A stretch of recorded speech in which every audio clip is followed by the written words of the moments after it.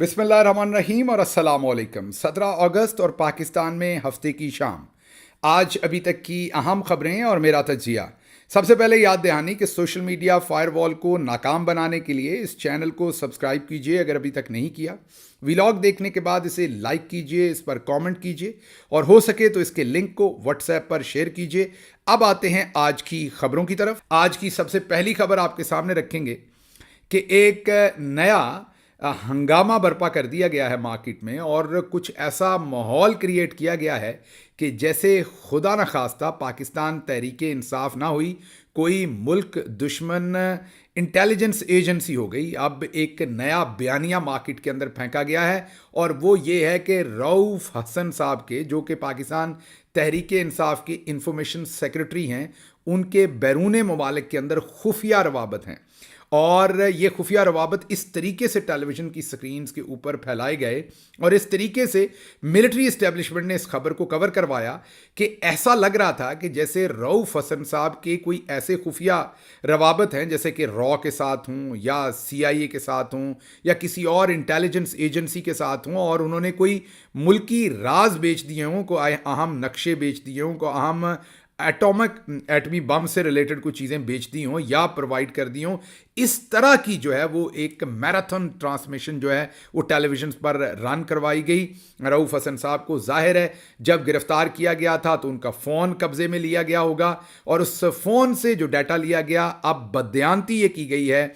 आप ज़रा गौर कीजिए कि प्राइवेसी की ब्रीच क्या है कि रऊफ हसन साहब के वो मैसेजेस जो हैं वो मीडिया को दे दिए गए और उनको स्प्रेड कर दिया गया पूरी मार्केट के अंदर, मीडिया की मार्केट के अंदर, और उन मैसेजेस को दिखाया जा रहा है। अब अगर तो ये मैसेजेस, जैसा मैंने आपको कहा कि वाकई किसी इंटेलिजेंस एजेंसी के साथ रवाबत के होते तो फिर भी ये ट्रांसमिशन समझ आती थी।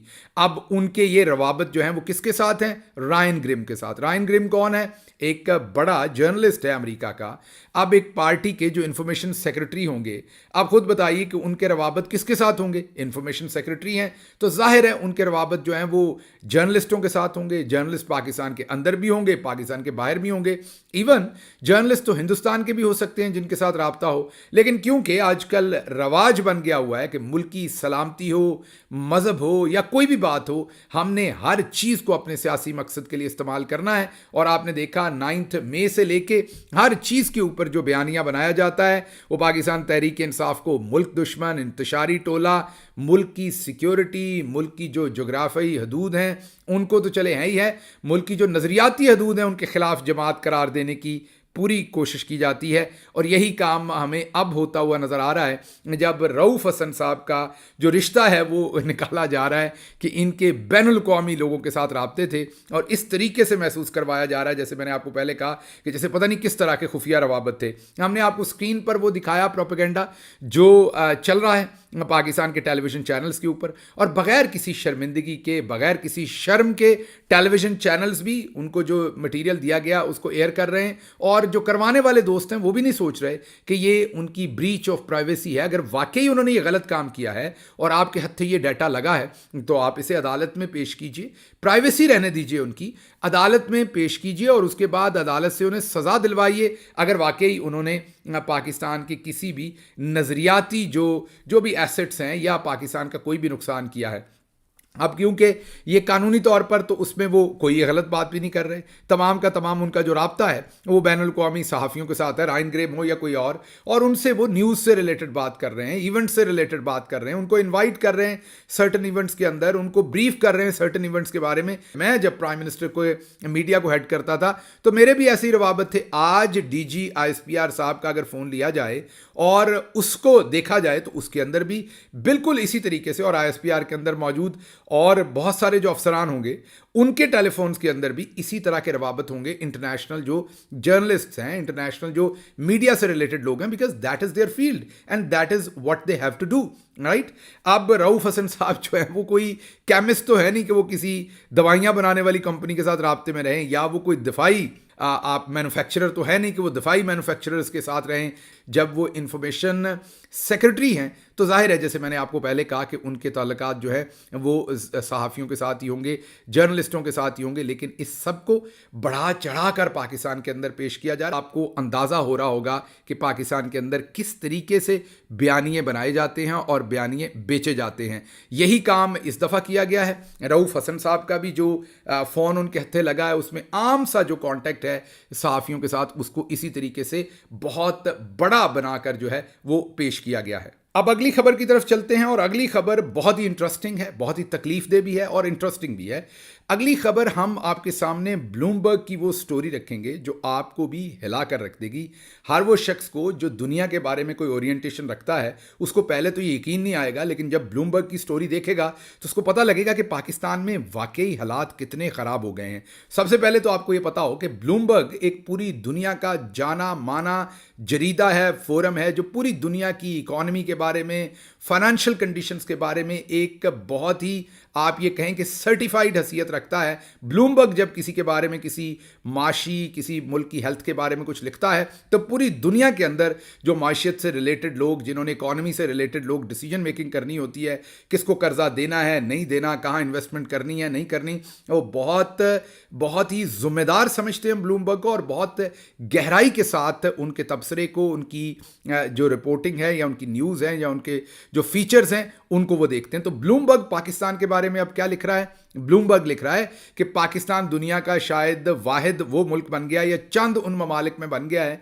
जहां पर घर के किराए से ज़्यादा बिजली का बिल आ रहा है। जी हां, आपने दुरुस्त सुना, पाकिस्तान ऐसा मुल्क बन गया अब जहां पर घर का जो किराया है वो कम रह गया है और बिजली का बिल ज्यादा आ गया। मसलन अमेरिका में ऑन एवरेज, सिर्फ मैं आपको बताने लगा हूं, जाहिर है हर जगह पर किराए डिफरेंट होंगे, अगर किसी शख्स का अपार्टमेंट का जो किराया है वो $1200 या $1300 है, तो उसका बिजली का जो बिल होगा वो $100 के करीब होगा, या उससे भी कम होगा, इससे ज़्यादा नहीं होगा। मतलब कि अगर कोई शख्स 1200, 1300, 1400, 1500, मैं ये छोटे शहरों में, सस्ते शहरों की बात कर रहा हूँ, ज़ाहिर है न्यूयॉर्क वगैरह में ये किराया 2000, 2500, 3000 तक होगा, डॉलर्स में कह रहा हूँ। लेकिन अगर 2000 भी होगा कहीं पे, तो बिजली का बिल 150, बड़ी ज़्यादा होगा तो $200 से वो क्रॉस नहीं करेगा।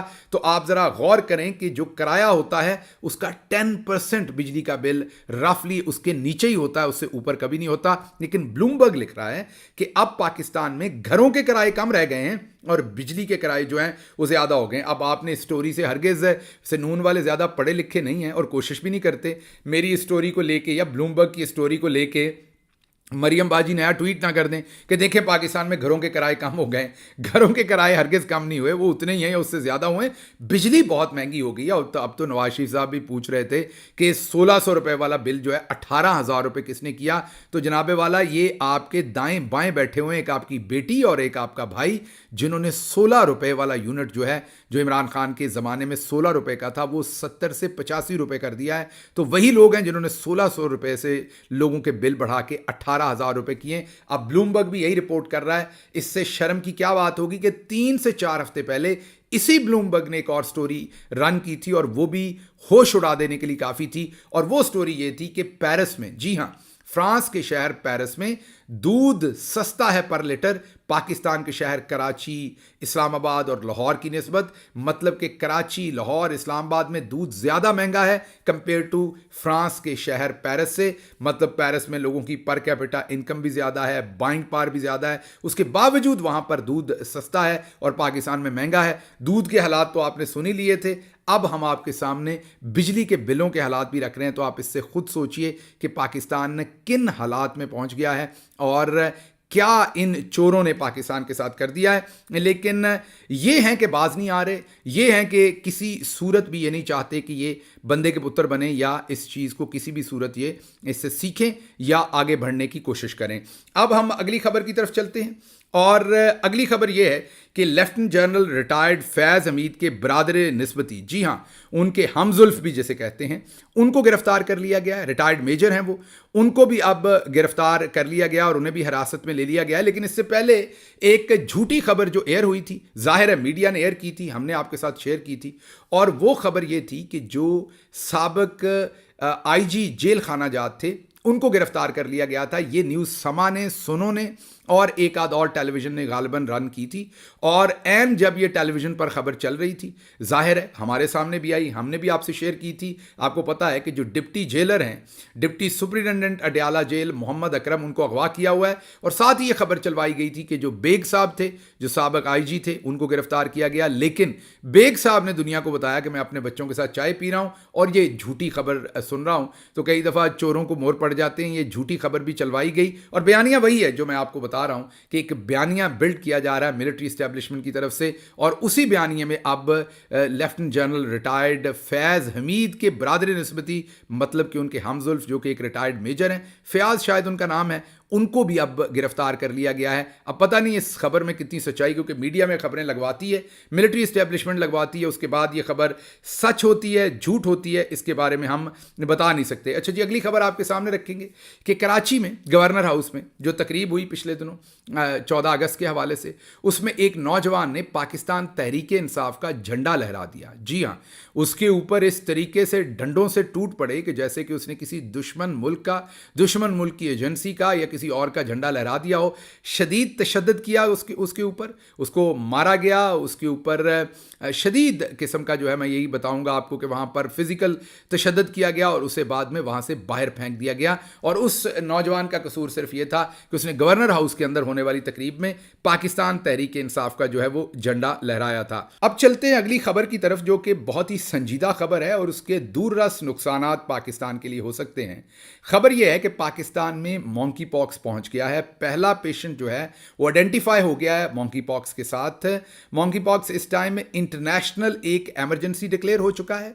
वर्ल्ड हेल्थ ऑर्गेनाइजेशन ने 14 अगस्त को मॉन्की पॉक्स को पूरी दुनिया के अंदर एक उसके बारे में इंटरनेशनल इमरजेंसी एडवाइजरी इशू कर दी है, या उसे एक इमरजेंसी डिक्लेयर कर दी है इंटरनेशनली। पिछले 1-1.5 साल में 1000 से ज़्यादा लोग फौत हो चुके हैं, मर चुके हैं मॉन्की पॉक्स की वजह से। ये है क्या, ये पाकिस्तान में कैसे पहुंचा, और क्या ये कोविड की तरह स्प्रेड होगा, ये किस नस्ल से है ये वायरस और क्या नुकसान दे सकता है, इसके ऊपर थोड़ी सी बात कर देते हैं। असल में पाकिस्तान ये इस तरह से पहुंचा है कि सऊदी अरेबिया से एक शख्स जो पाकिस्तान शायद पेशावर में वो तशरीफ़ लाए, वहाँ से ट्रैवल करके पेशावर पहुंचे। उसके बाद उनमें ये अलामात जो हैं वो डेवलप हुई। जब उनको इन्वेस्टिगेट किया गया मेडिकली और उनको एग्जामिन किया गया, उनकी रिपोर्ट्स की गई, तो पता चला कि उनके अंदर मॉन्की पॉक्स का वायरस पाया गया है। तो इस तरह से अब ऑफिशियली पाकिस्तान के अंदर मॉन्की पॉक्स पहुंच गया है और एक पेशेंट कम अज़ कम उसका आइडेंटिफाई हो गया है। ये वायरस क्यों इतना मतलब कि ये खबर क्यों इतनी संजीदा है, या इस खबर के पीछे क्या कहानी है, इसका थोड़ा सा बैकग्राउंड आपको बता देते हैं। मॉन्की पॉक्स पहली दफ़ा इंसानों ने आइडेंटिफाई किया था या डिस्कवर किया था 1958 में कोपेनहेगन, जो डेनमार्क का शहर है, वहाँ की एक लेबॉर्ट्री के अंदर पहली दफ़ा इनको बंदरों के अंदर ये वायरस मिला था। और फिर पहले इंसान को, एक छोटे बच्चे को, गालबन कॉन्गो के अंदर या अफ्रीका के किसी और मुल्क के अंदर एक छोटे बच्चे के अंदर जो है ये वायरस मिला था 1970 में। मतलब पहला जो नॉन ह्यूमन बीइंग इन्फेक्ट हुआ था मॉन्की पॉक्स से वो 1970 में हुआ था। उसके बाद ये गाहे बगाहे ये आता रहा जाता रहा ये वायरस जो है। फिर ये 2000 के अवाइल में या उसके आगे पीछे एक दफ़ा अमेरिका में स्प्रेड हुआ और इसके काफ़ी सारे केसेस जो आए, लेकिन शायद वो जो टाइप थी वो क्लैड 2 थी जो अमेरिका में थी, वो इतनी ज़्यादा डेंजरस नहीं थी। लेकिन पिछले 1-1.5 साल से क्लैड 1 की जो एक आप टाइप कह लें वो मॉन्की पॉक्स की अब फैली हुई है।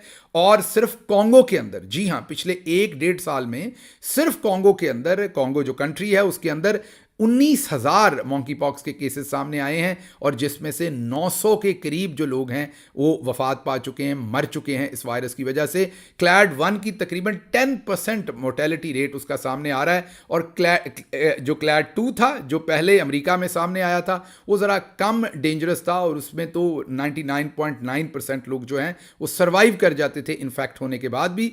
ये क्लोज कॉन्टैक्ट से होता है, बहुत ही क्लोज कॉन्टैक्ट, उसको मैं एक्सप्लेन नहीं करता, गूगल करके पढ़ लीजिए किस तरह के क्लोज कॉन्टैक्ट से। बहरहाल क्लोज कॉन्टैक्ट से ये फैलता है। ये कोविड की तरह नहीं फैलता कम अज़ कम, वो तो आपको पता है ड्रॉपलेट से बात करते हुए जो हमारे मुंह से ड्रॉपलेट्स निकलते हैं या सांस लेते हुए भी उनकी वजह से फैलता था और बहुत ही तेज़ी से फैलता था। ये उतनी तेज़ी से तो नहीं फैलता, लेकिन बहरहाल ये भी तेज़ी से फैलने वाला एक वायरस है। जैसा मैंने आपको कॉन्गो के हालात बताए हैं, दूसरे मुल्कों के अंदर भी ये पिछले 1.5 साल के अंदर तकरीबन कोई 1000 से ज़्यादा लोगों की जान ले चुका है और ये स्प्रेड हो رہا ہے. ابھی اس کا سپریڈ اتنی تیزی سے ہو رہا تھا ہر جگہ, جس کی وجہ سے اب ورلڈ ہیلتھ آرگنائزیشن نے فوری طور پر اس کے بارے میں ایمرجنسی جو ہے وہ ڈکلیئر کی ہے.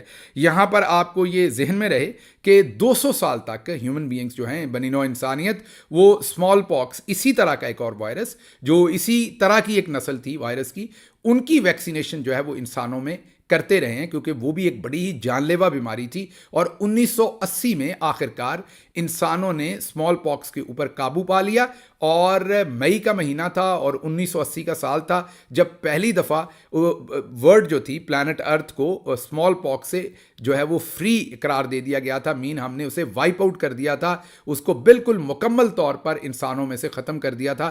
اسی لیے وہ آگے سپریڈ نہیں ہو رہا.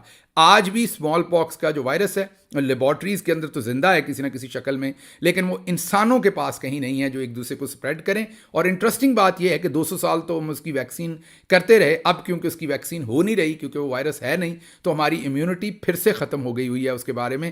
اگر وہ بھی کبھی خدا نہ خواستہ پھیلے تو پھر دوبارہ انسانوں کے اندر یہ بیماری اسمال پاکس بھی آ سکتی ہے میڈیکلی, کیونکہ اس کی امیونٹی ہمارے پاس نہیں ہے. اب جو اسمال پاکس کی ویکسین ہے وہی اس کے لیے بھی استعمال ہوتی ہے, اور ہو سکتا ہے کہ 80% اس کی افیکٹونیس ہے. لیکن بہرحال جیسے میں نے آپ کو کہا کہ جو کلیڈ 1 ہے وہ بہت ہی زیادہ ڈینجرس ہے, کلیڈ 2 جو ہے وہ اتنا ڈینجرس نہیں ہے, اور اس میں ریشز ہوتے ہیں, آپ کے نوڈ سویل ہو جاتے ہیں, اور بھی بہت ساری. میں میڈیکل ڈاکٹر نہیں ہوں, یہ وہ تمام چیزیں جو BBC نے اور دوسرے جریدوں نے رن کی ہیں اور بتایا ہے کہ جنوری 2023 سے یہ بہت ہی بری طرح سے, ویسے تو 2022 سے یہ پھیلا ہوا ہے, اور میں نے آپ کو کہا کہ 1970 کے بعد یہ بتدریج کئی دفعہ آیا. پہلے والے جو اس کی ٹائپس ہوتی تھیں وہ اتنی زیادہ لیتھل نہیں ہوتی تھیں. اس بار جو اس کی ٹائپ سامنے آئی ہے وہ بہت لیتھل ہیں. پاکستان میں یہ پہنچا ہے, اور اب بہت سارے اور کنٹریز نے, مثلا چائنا نے اعلان کیا کہ وہ اس کی اسکریننگ ایئرپورٹ پر کرنا شروع کر دیں گے, چیکنگ کرنا شروع کر دیں گے, اور ملک بھی آنے والے دنوں میں ہمیں یہ کرتے ہوئے نظر آ رہے ہیں. اور اس لیے آپ کو یہ بتانا ضروری تھا کہ یہ ایک خطرناک وائرس ہے جو اب پاکستان پہنچ چکا ہے. اس سے اگلی خبر جو آپ کے سامنے رکھنی ہے وہ جنیوا سے ہے.